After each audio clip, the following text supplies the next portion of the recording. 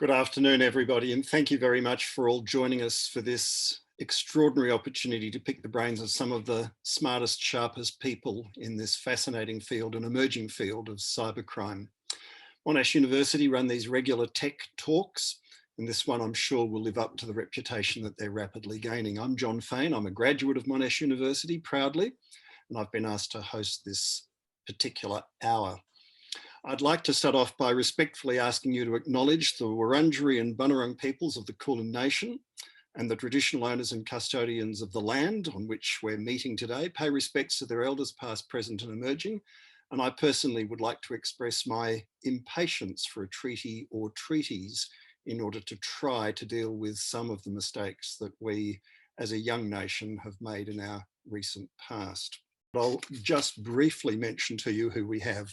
First up, and in a moment, from the Faculty of Law, Associate Dean International, Dr. Jonathan Clough, who's one of the leading authorities in this area, and he'll help us set the scene in just a moment, whether we're talking about phishing or ransomware or child pornography or whatever other emerging issues, fraud in Bitcoin. It's absolutely everything is open for discussion today, and he'll be leading our discussion with us.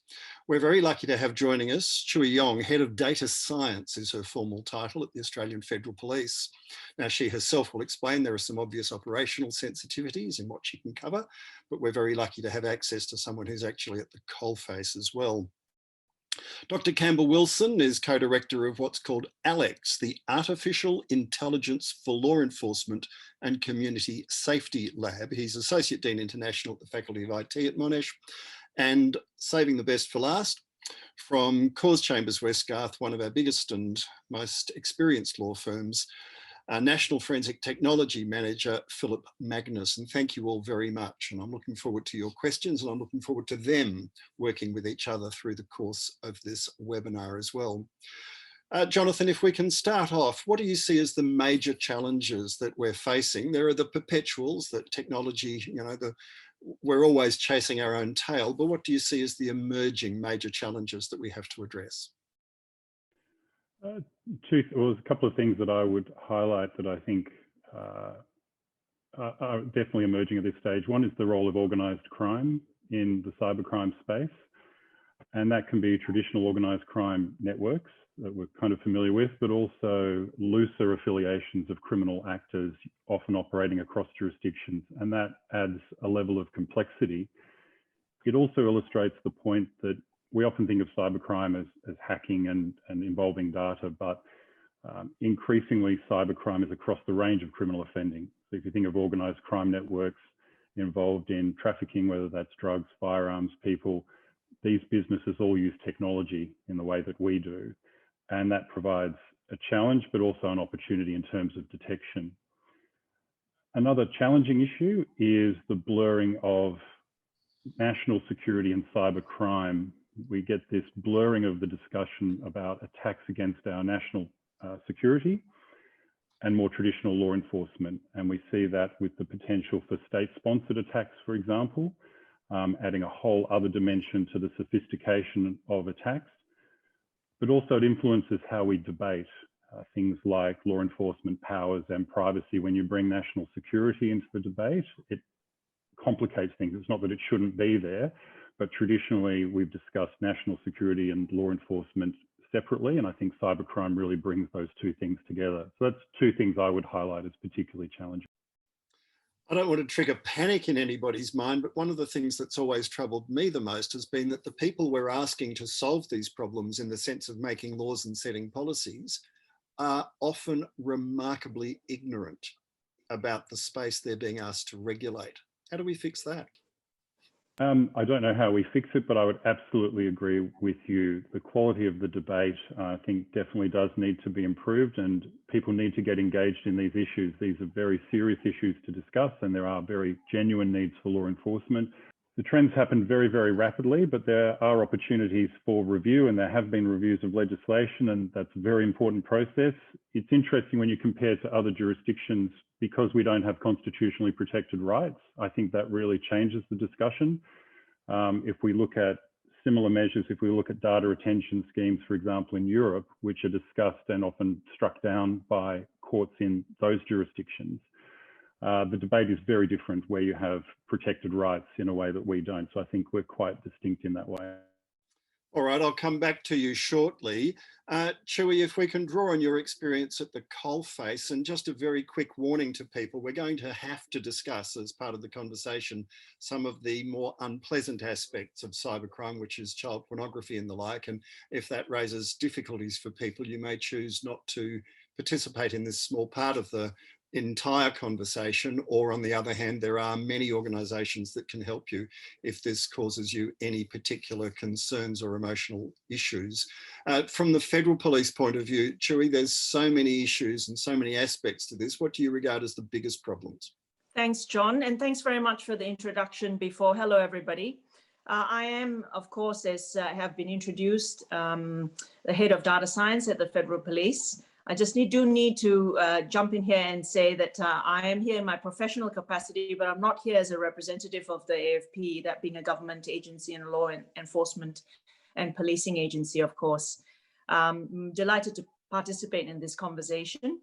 I think some of the challenges, and I agree with everything that Jonathan said, for a law enforcement agency or in the sector, one of the great challenges we have is, we have this a mandate or requirement or obligation to protect and secure our lives and our way of life and our citizenry. But there is, of course, that social contract, the question of how far can we go? And we touched on that very briefly with Jonathan. So I would say, certainly from a law enforcement point of view, getting that balance right is one of our great challenges as we operate. Can we talk specifically about child exploitation and abuse material? Is there more of it than there used to be, or are we just getting better at finding it? Goodness, it's probably a question more for Phillip than for myself. It certainly appears, John, I think where you're driving at is it seems much more prominent. I think part of that is due to a greater awareness and effective education around this particular scourge of a crime type. All right, and given that law enforcement and policing by its very nature is hierarchical and incredibly bureaucratic, you're in the most accountable field of all, except maybe Talkback Radio, where you're accountable to 500,000 people for every word you say every day, but I'll put that aside and park it. But you're incredibly accountable, it's incredibly hierarchical and very bureaucratic. How realistic is it that you can ever keep up with the entrepreneurs, if I can bless them with a term they don't deserve, the agile, nimble, tech-savvy cyber criminals that you're trying to catch? Well, we have a new commissioner in the Federal Police. He just celebrated his 12-month anniversary of his initial appointment. And he's been very, very clear about what the AFP's mission is. And that is to make the criminal environment completely inhospitable. And so that's what we're working towards, John. I understand you're working towards it, but I guess my question is more that, and over 30 years of talking to people in policing at local, national and international level, there's often a frustration at how there's a terrible lag sometimes between seeing a problem, seeking a solution, getting permission, getting funding, installing the technology in this instance to deal with the problem, and constantly playing catch up. Yeah, I mean, I see great strides being made on the technology front. I do think that, it's the nature of our, I'm not a political science student, but it's the nature of how we operate, I think, in the Western world, that we do have these things called laws and legislation. And yes, there is a lag, but again, I'll probably leave to Jonathan and Phillip to address those particular aspects. I can certainly tell you that from a technology point of view, we are moving fast, and we are absolutely keen and I think capable of keeping up with the criminals, so that we maintain the trust given to us by the Australian people. Are you able to attract and recruit the people with the skills that you need? I think we are. There are some challenges there. When you look at the cybersecurity has become an enormous billion-dollar global industry, and that's been that's been steadily growing for the last decade. I've been in this field for 15 years. People ask me why I stay in government and why I'm not in industry. And Phillip has spent, I read your bio, Phillip, 17 years in the AFP yourself. There's a very strong commitment to the mission and to the betterment of our way of life in Australia. Everyone has a contribution to make, and I think there'll be many of us who will prefer to stay in the public sector, and when our time is done, then we'll jump into another area and continue to make a contribution, just as Phillip has done. All right, we might come back to this as a theme on how there can be a better integration and an exchange between private sector and public sector, but let's just park that for the time being. Chui, thank you. Campbell Wilson from Alex, take us through, please, some of the work that your organisation is doing and where you're trying to address some of these issues. Thanks, John. I think the Alex Lab and these sorts of collaborations, and it's quite new, I think, these sorts of collaborations between academia and law enforcement agencies offer real opportunities for kind of step change in technology and law enforcement. And the sort of thing that we've been concentrating on most recently is classifying and triaging online child exploitation material. Certainly not with any attempt to replace police in that process, but to give them another tool in their arsenal, if you like, of using image classification tools to triage some of this material. We've also done some work on looking at the dark web, which is a topic that comes up often in the context of cybercrime. We did a bit of a mapping of the landscape of the dark web and how that was being used. But there's a whole lot of issues that I think researchers at Monash and beyond are very keen to assist with in terms of community safety and making sure that technology such as AI is deployed ethically in these domains and providing new tools to law enforcement. In researching for today and learning what you people deal with all the time, I've discovered there's this smorgasbord of nightmares. It's almost the deeper you dig, the more horrific it becomes. So how do you go about doing this work without it in some way undoing the people who are doing it? This is a great question, and the last thing we would want to do is to spread the psychological harm of, as you say, exposure to this material. So one of the things that we're particularly interested in working on is sensitive data management and building infrastructure around protecting researchers from viewing the data directly, but still being able to train algorithms and build AI systems based on that data. And we've done some work at Monash and also with CSIRO on a platform called the Data Airlock, which through some fairly sophisticated security mechanisms is starting to enable that process. And it's really necessary for that collaboration to continue. Explain some more. Is this like digital triage? Very much, very much. It's very much under the control of the data custodian, which in this case is the AFP. Of course, that data cannot leave the custody of the AFP if we're talking about sensitive and illegal to possess normally data. So essentially, it's a system which now allows algorithms to move to the data rather than the data moving to the algorithm, which is normally how things work. So researchers can submit their algorithms to this system. Those algorithms are then vetted by the custodian, in this case, the AFP, run against the data, and the results are presented back to the researcher. And it's a kind of an iterative process from there on for the researcher to further develop the algorithm. But for the purpose of any court proceedings or any law enforcement, at some stage you have to go beyond algorithms, don't you?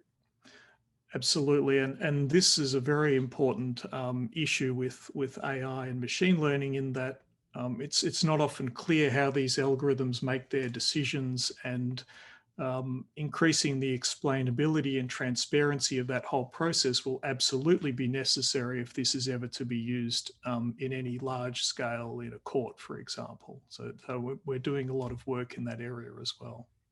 All right, I'll come back to you, I'm sure, Campbell, and let's get to our fourth speaker. Phillip, let's get to you, please. Ransomware, I mean, paying ransom in Australia is illegal as best as I understand it, and yet ransomware, we don't know how many people engage in it because we only find out about the tip of the iceberg. How do you go dealing with that in this current climate? Yeah, thanks, John. Firstly, to address the first point you made, it's actually not illegal to pay the ransomware in this country. Surprisingly, it would only be unlawful if you're paying the ransom to a terrorist organisation. There are offences for that, or you fail to declare the fact you paid the ransom, and you're obliged to under our anti-money laundering laws. But in practical terms, of course, it's very difficult to know who the offenders are. So even if they are aligned to a terrorist organisation, in fact many are, it's very hard to prove that a person who pays the ransom is actually paying them, knowing it's going to a terrorist organisation. So from that perspective, no, it's not unlawful to pay the ransom. We are seeing, certainly in the corporate sector, ransomware being probably it is presently the second biggest threat that we have, but it's becoming really the tool of choice for attackers out there. And one of the reasons, John, is that they receive what we might term a double bite of the cherry. The attackers can reasonably simply, for most companies, encrypt their data in whole or in part, and then demand a ransom for the release of that data. But what we're finding now is that prior to doing that, they'll go in and they will exfiltrate or take or steal part of the data holdings. And therefore, if the company fails to pay the ransom, if they do pay the ransom, attackers are now saying, if you don't pay us a second ransom, we'll post this data online, and all your payroll, your business secrets will all go online. So, really gives a nice double bite of the cherry for the attacker on that basis. Well, you're dealing with thieves. It's unusual. I think Shakespeare had something to say about honour amongst thieves, did he not? There is, and there's in fact honour amongst ransomware thieves for that matter as well, John. What we find is that historically the ransoms were set at very large amounts. They were 50-50 guarantee whether you'd get your data back, but of course that's bad for business, and it's not good. People won't pay ransoms unless they're guaranteed they're going to get their data back, or they will have the commitment, this ransom to delete, that we see now, where attackers are saying that we will give you our guarantee that we will delete your data upon the payment of a certain amount of money. In fact, they'll even in many instances go one step further and say that for a little bit more, we'll tell you how we got in and how you can fix it. How many of these instances have you personally advised on in, let's say the last 12 months? From our customers, I think we probably get, from a ransomware perspective, 1 or 2 a month. Bearing in mind our customers are generally fairly large, so when a ransomware event does occur, it's a big event and it does have a fairly large impact on them. I think though, one only needs to look at Toll, Garmin, BlueScope Steel.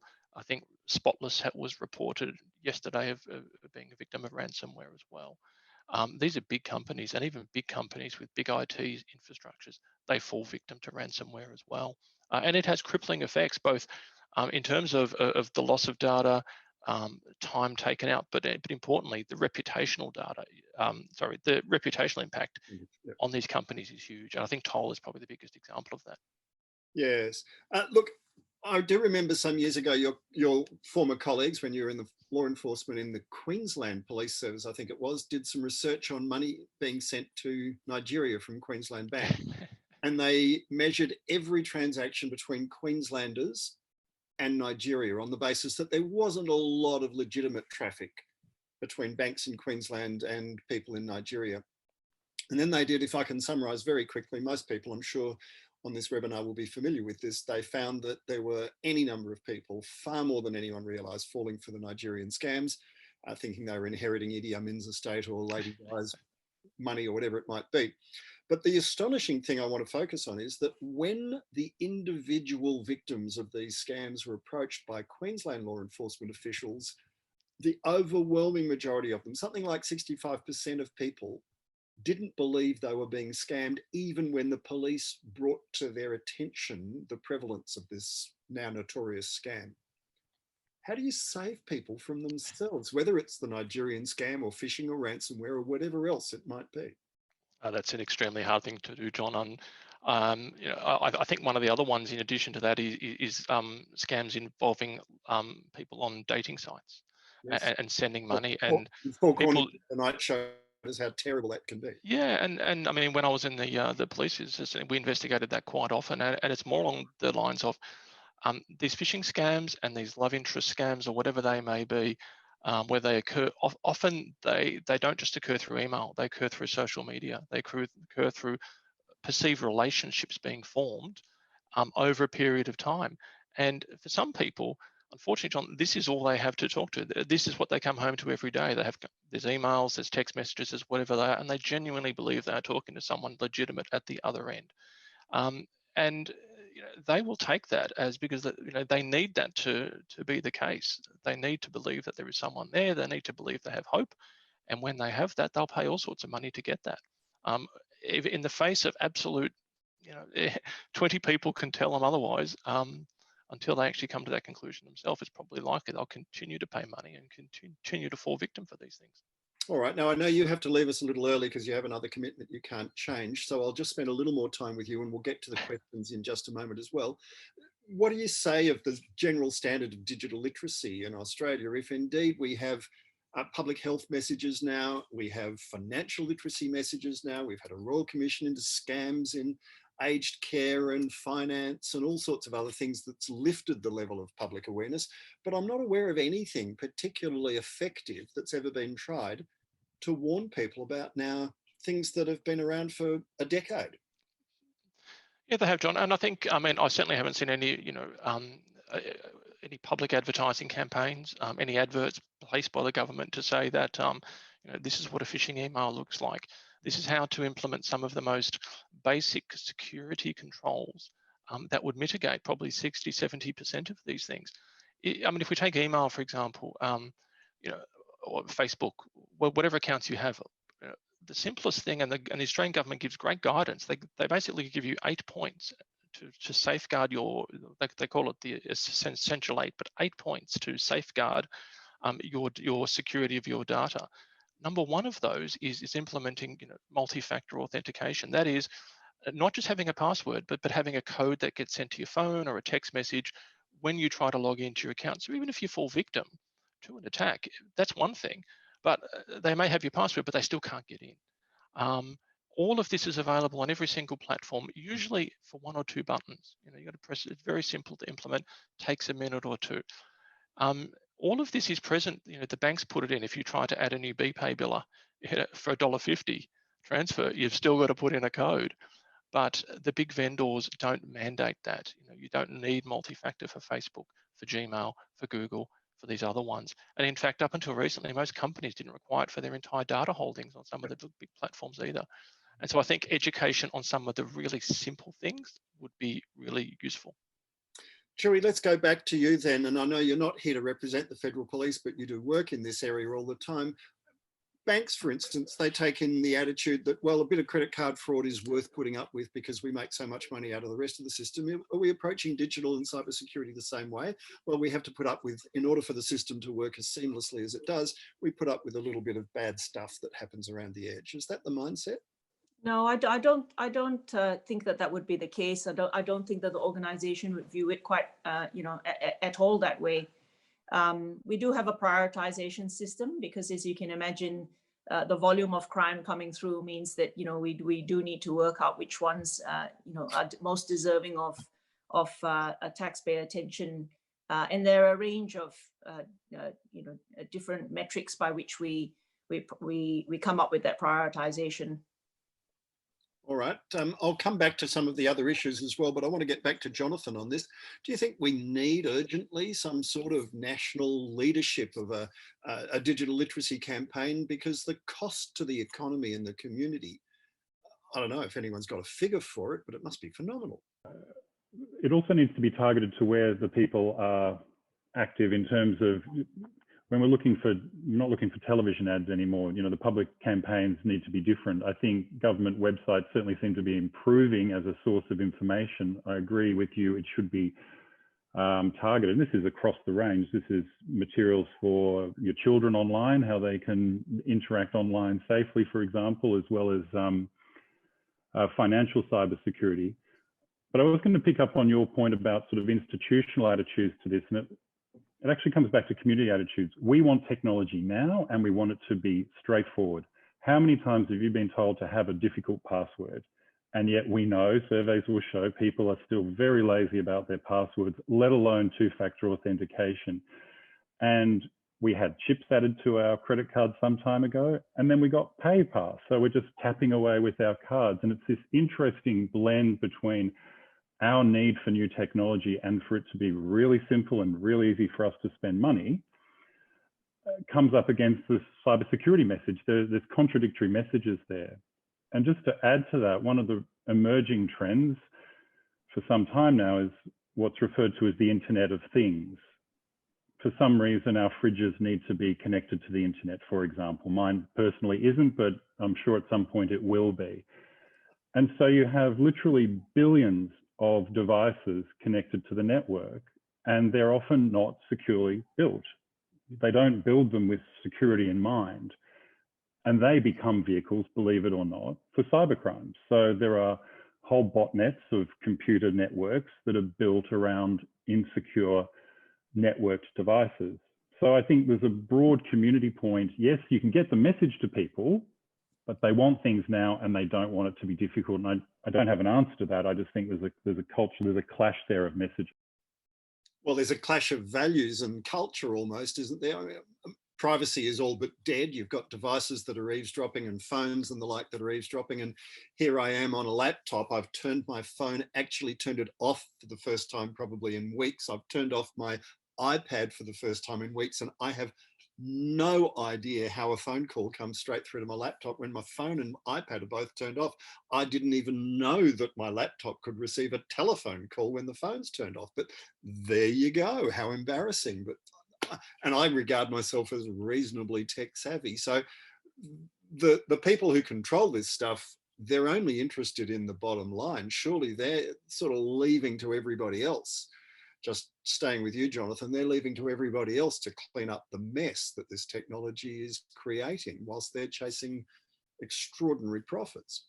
Our responsibility in this is challenging. When I was setting up for today, I pushed the Google, I can't remember what it's called now, the thing I talk to, the Google device off to one side. So I thought that's going to look ridiculous behind me, that I've got effectively a surveillance device sitting behind me. But this is how ubiquitous the technology is.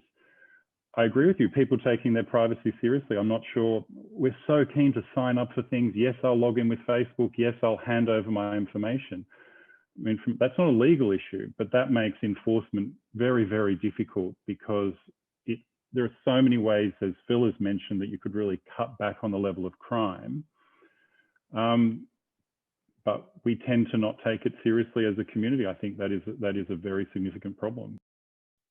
All right, well, let's keep moving along. And I've now finally got I've got 18 questions, which is terrific. I think you can all see what is there, and I'll go through those in just a moment. But just coming back to you, Chui, on the issue before, how would you like to see us improve the movement of people and experts between the private and public sector? And I'll come to Phillip on this as well, because he's a living and breathing example of it.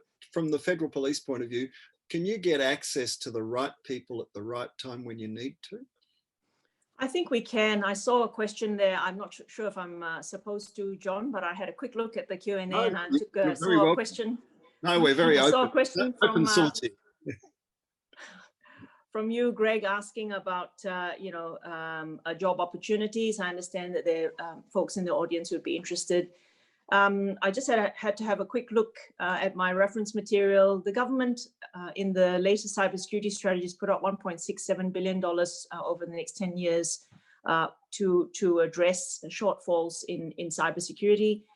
In terms of jobs, I think, I dare say a lot of that stimulus will be to create jobs in the cybersecurity space. Certainly in the AFP for cybercrime, we're recruiting this year 50 new positions, or we've advertised 50 new positions, and next year we'll be advertising another 50. So that's 100 positions in the AFP for cybercrime. Greg, I hope that answers your question.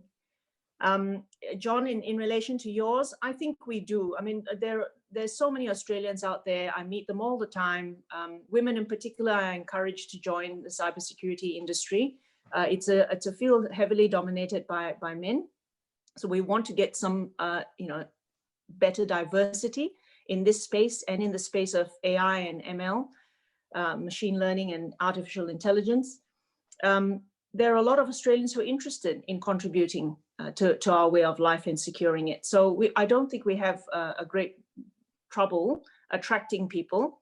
There is a separate conversation to be had around remuneration in government versus industry. That has certainly been a challenge for a very long time. Industry is in a position to pay, to respond to market forces when it comes to pay levels.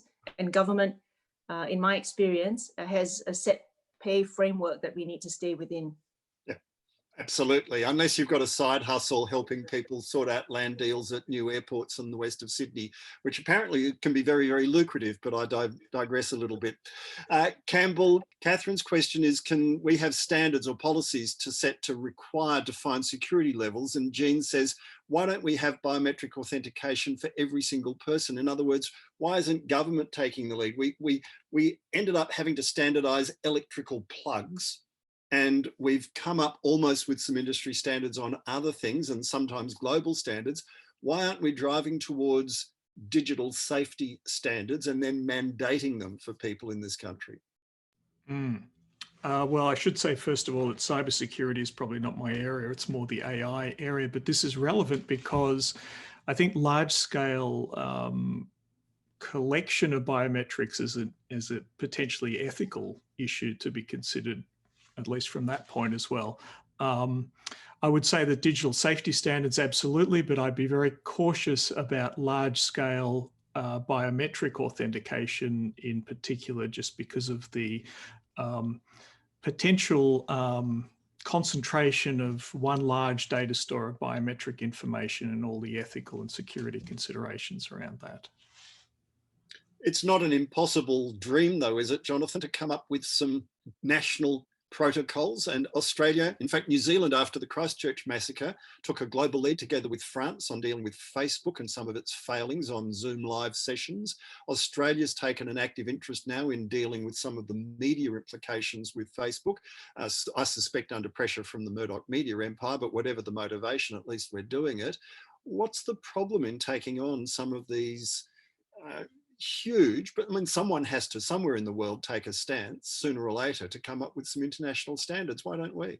Well, I think we can take a stand and we can take a lead, but as you pointed out, these are international standards, and you're dealing, one of the real challenges in cybercrime is that you're dealing with literally the entire world and the different standards that countries apply. So for example, if you take many of the tech companies based in the United States, their approach to free speech, for example, is very, very different to ours. And what is permissible in the United States compared to here is very, very different. We are able to enact laws that would not get up in the United States.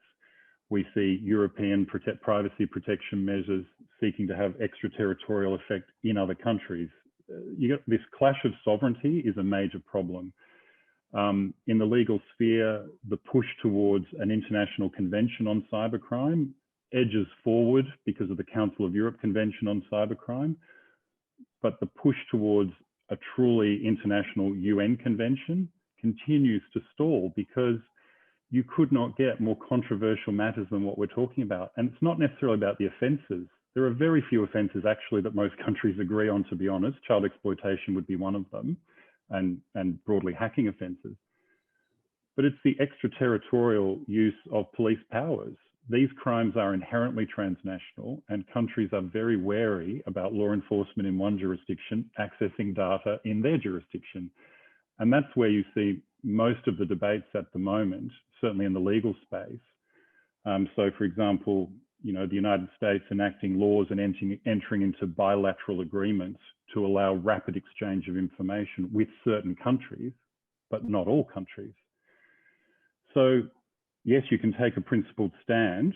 There's two things. Getting the companies to go along with it is one thing. My broader focus is on the legal frameworks that support this, because you need oversight. Who are we sharing information with? On what basis? What is the oversight? These are, not surprisingly, incredibly challenging. And it seems to me we're moving almost away from harmonization internationally towards more bilateral agreements and more bilateral relationships because they're easier to deal with. And the prospect of any one jurisdiction working and achieving anything on its own, I would have thought, is practically zero, correct? Absolutely. And you see in Australia, we work very closely within our Five Eyes network of partners, but there will be different relationships with other countries because the politics comes into it. Another point just to mention briefly is I think we've seen different conceptions of the internet. We inherited, I think, that very sort of American liberal, the internet should be as free as possible and you should be free to do as much as possible. We're seeing examples in other countries where the internet can be restricted quite effectively. And I think that surprised a lot of people how effectively that can be done. And so you have this clash of cultures. Not everyone regards it as something that should be unrestricted and free. Indeed, when we were in Iran, you could not access almost any Western media sites at any point. I'm sure there are ways locals work out how to get around it, but we couldn't. China, enormous censorship, but at vast expense, and so on through lots of totalitarian regimes. Whether we want to go down that path, and maybe that's a topic for another whole discussion. Chui, there's a really good question from an anonymous attendee.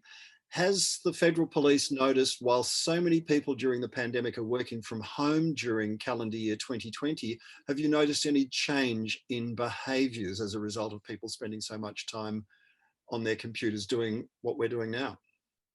I believe the answer to that is yes. I can't quote specifically figures, but certainly that has increased along with the increase in numbers for domestic violence. But certainly the answer to that is yes.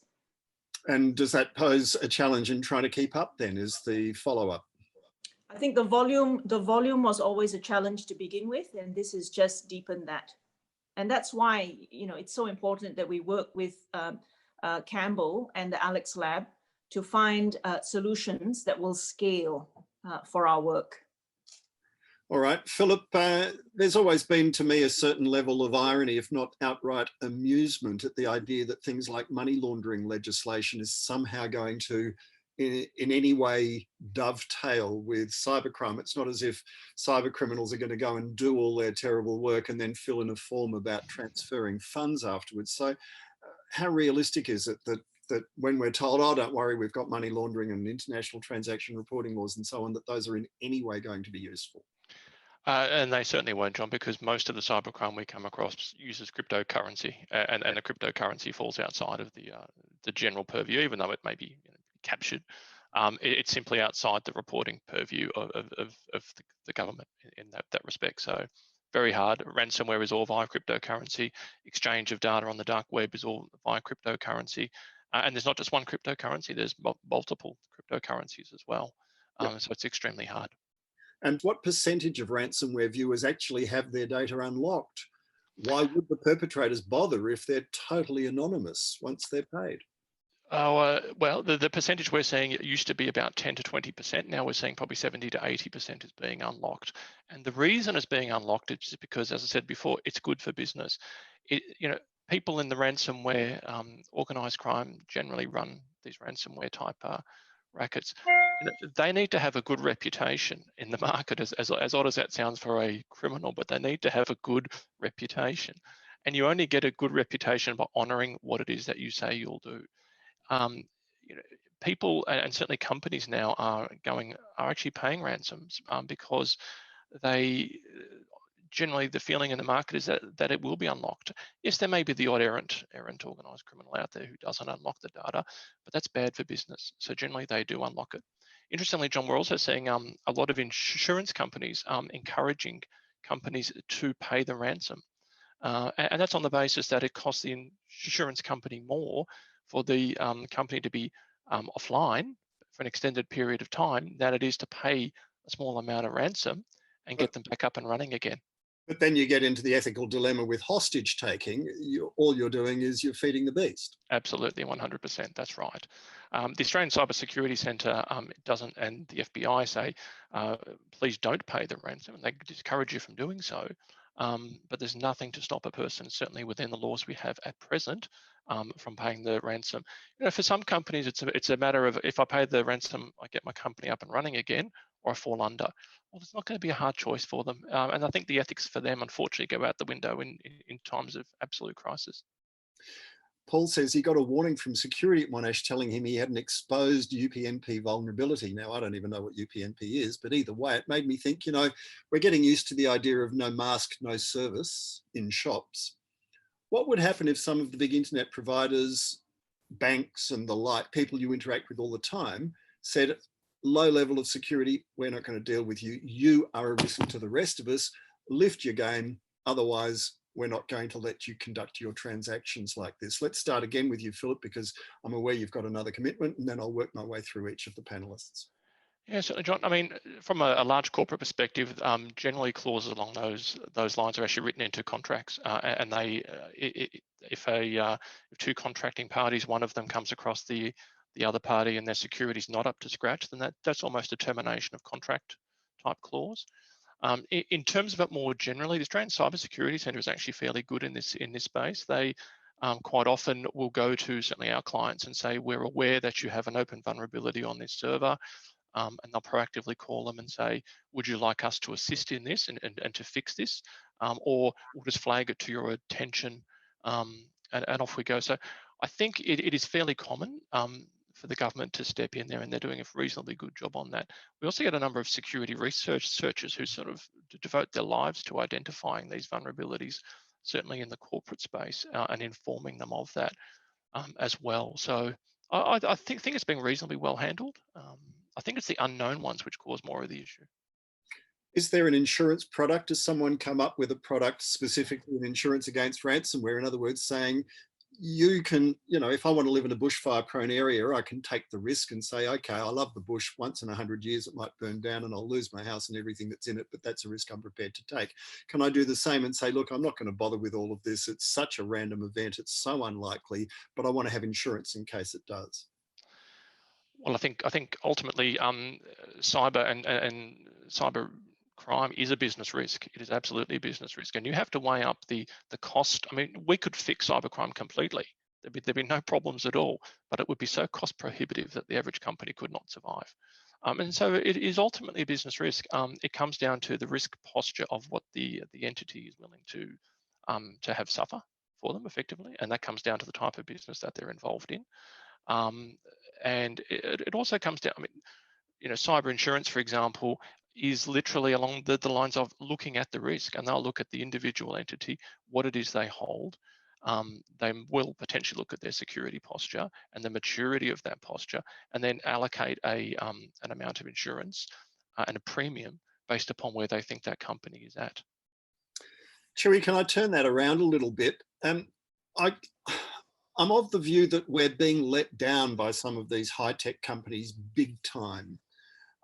Facebook have just announced that they're going to start, after years and years of being pressured to do so, they're going to stop carrying Holocaust denial material. Gee whiz, at last, thank you very much. But we're looking at things like electoral hacking in Brexit, in the vote there, Donald Trump and the Russian interference allegations, all of that stuff, and it's all coming around again. We're looking at not just Facebook, but we're looking at all the different major platforms that have at various times found themselves being used for these sorts of nefarious activities. Why aren't we imposing higher citizenship standards on the web as part of their social license? In other words, if you guys want to keep doing what you're doing, you have to improve your protocols rather than tell everybody else to do it. Yeah, I mean, I'm not a specialist in this area, but certainly I've been, you know, very closely following. I think our government is doing exactly that.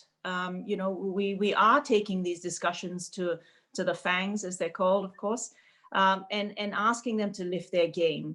There are discussions currently about the dominance of these organizations in our lives. So I think we absolutely are taking it to them and asking them to lift their game. John, I did want to just touch on what Phillip was talking about the reputation of some of these criminal syndicates. I'm aware of one organization that did decide to pay the ransom and were given a set of keys that didn't work initially. And it was really very interesting because they went back to the ransomware criminals and said, look, your keys aren't working. and they said, oh, we're so sorry. Let's regenerate them for you. And you know, the support, the IT support, if you like, for that was just first class. We shouldn't laugh, but we do. But, you know, I mean, that's an example of where this might all be going. Might it become normal in the same way as you run the risk when you drive on the road that a car might crash into you that's uninsured because we don't have compulsory third-party insurance? So is it just part of one of the risks of doing business that we're going to have to get used to? Well, I hope not. That's not how we want to run our lives, surely.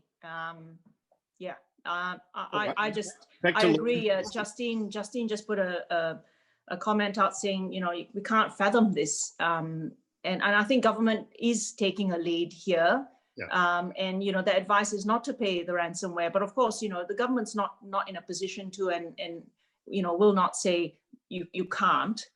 We'll just, our advice, certainly at the Cybersecurity Centre, was don't do it, because we're encouraging this industry.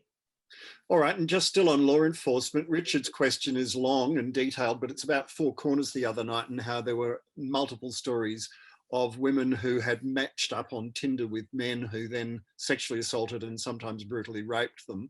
And they got very low levels of cooperation from Tinder, either as individuals or through law enforcement, when they wanted to trace the perpetrators or bring them to account, or at least, if nothing else, in some instances, stop them from continuing to being on Tinder.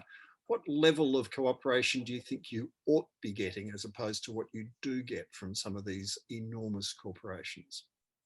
Gosh, I'm not sure that I can answer that question. I don't know, Phillip, whether you have any insights from your 17 years. In terms of that, I think there's a I think there's from a company, it's a very fine balancing act, John. And one of the things that they need to balance is the privacy of their customers, and the fact that if an organisation is seen to be reporting its customers to the police on an ongoing, continual type basis, that is actually, unfortunately, it's a good business practice, but it may actually be bad for business in some respects. So I can understand why there may be some reticence from companies at times. Companies will respond to law enforcement requests.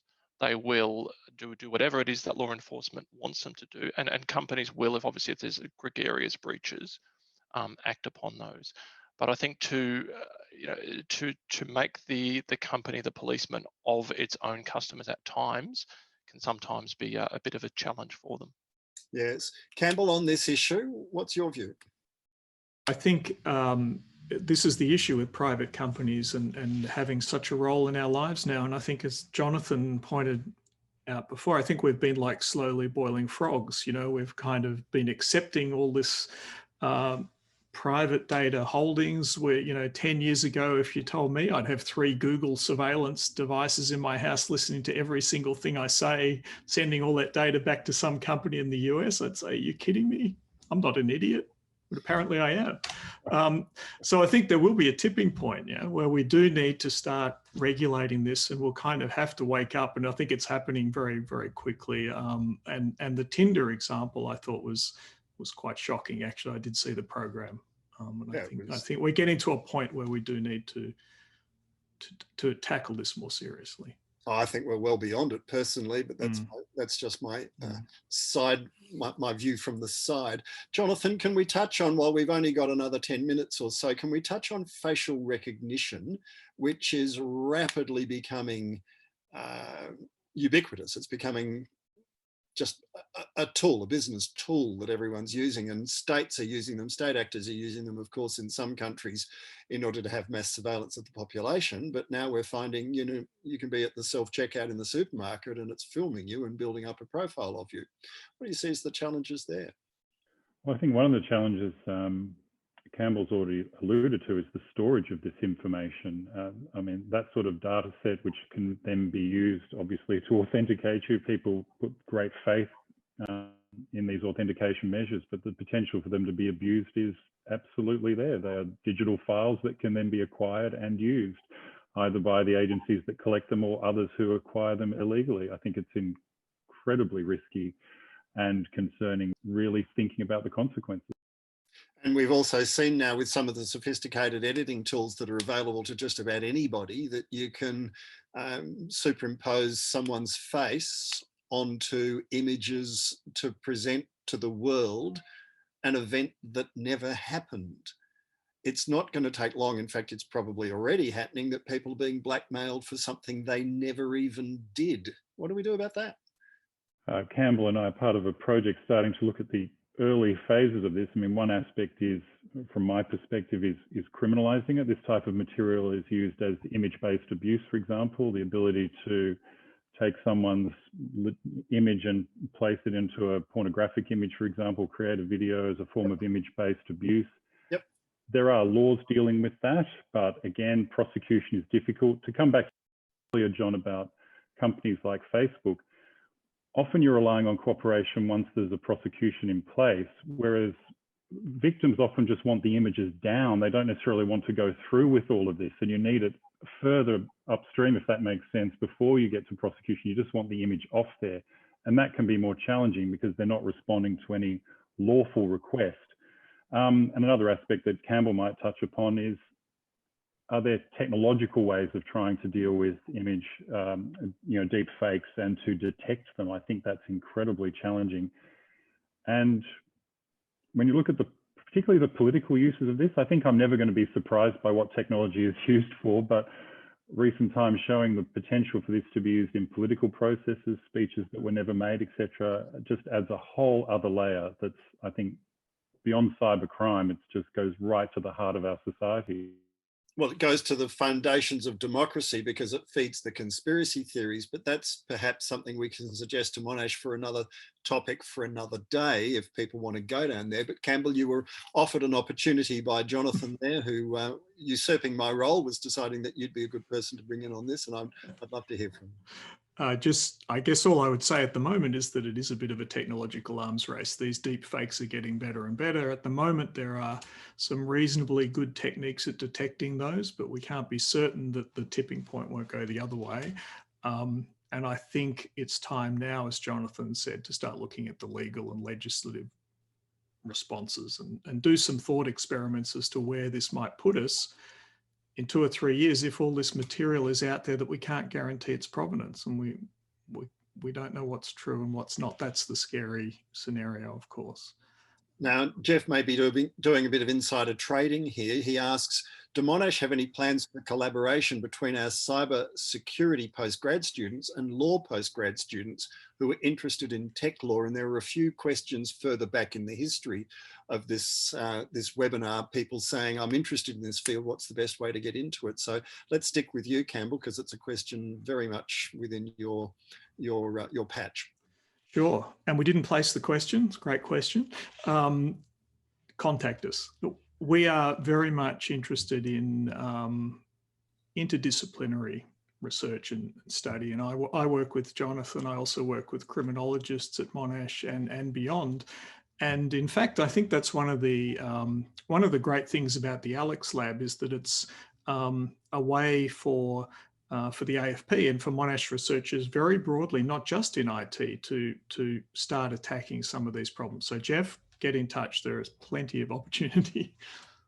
All yeah, right. Can I just jump in there, John, and just say, people are just so before you lucky. do, Chui, I just want to say thank you to Phillip, who has to leave us in about 10 seconds. So Phillip, thank you very, very much. It's been fascinating. Now let's go back to Chui and thank you, John, where you left off.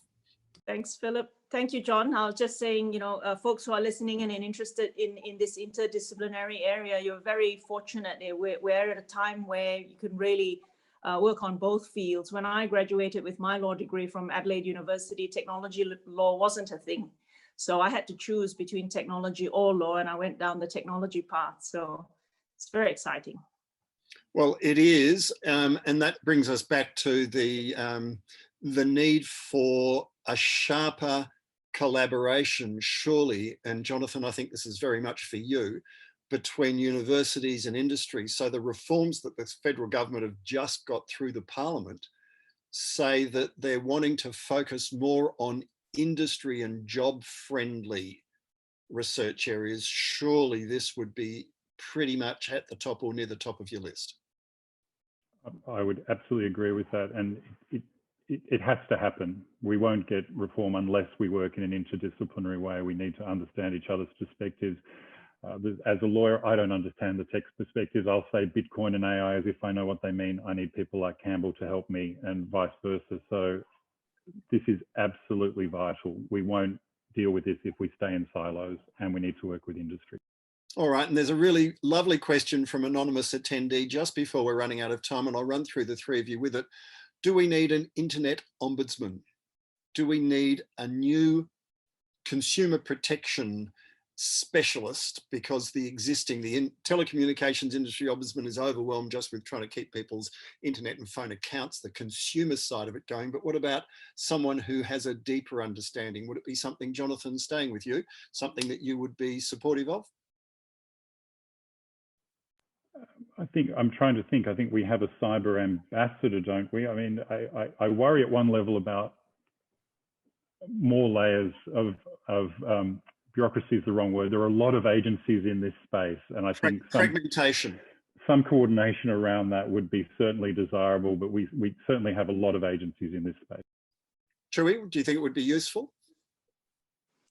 Yeah, I mean, notwithstanding what Jonathan said, I think it could be. I know Kate Carnell is the ombudsman for small business, and that's been tremendously helpful. I know she's put a few pieces out.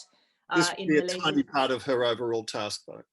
Yeah, sure, but she does address cybersecurity for small and medium enterprises, which was a gap we had before. Campbell, if you're going to arm wrestle with both the global the crooked empires, quite apart from then the legitimate tech empires, you need someone who's going to be pretty specialist, don't you, rather than someone who's doing it as part of a bigger task? Yeah, and more bureaucracies are always useful. That was my cheeky response. But my concern would be that this would be an ombudsperson for everything. I mean, internet, it's so woven into our lives. You'd have to be pretty careful about their responsibilities. But on the face of it, a good thing, but concerns about how big it would be. All right, and just final comments from the three of you who are still with us. Are you optimistic or pessimistic? Let's stay with you, Campbell.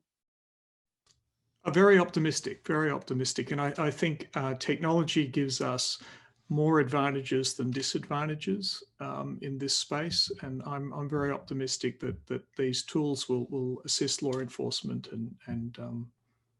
yeah, I'm positive. Improve the quality of our lives. Chui? Optimistic. I'm all about the sword and the shield, the defensive and the use of technology.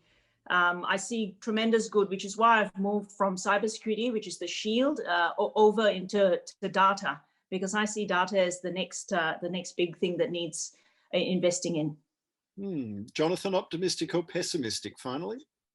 I'm also optimistic. When you think of, we've had the internet now for just over 25 years, given how it was put together, is extraordinary how useful it is in our lives. I mean, there are these terrible aspects to it, but if you think of how much our lives rely upon it, and most of it runs seamlessly and safely, it is pretty extraordinary given the technology. And I agree, I think there are more opportunities to deal with the challenges. So I'm optimistic. Well, it took 10 years after the invention of the motor car before we had road rules, insurance, registration, and so on and so forth. And it's taking about that long to come up with a regulatory framework for some of this new and groundbreaking and society-changing technology. It's been absolutely fascinating to pick the brains of the four of you, and I want to thank you all. Thank you very much to Campbell, to Jonathan, to Phillip and Chui. Now, there is a survey which you can fill in, and we can that way tailor these sorts of events even better for you. We welcome your feedback, and it helps us plan for future topics. On behalf of Monash University, thank you all very much for coming along. Look forward to seeing you next time around.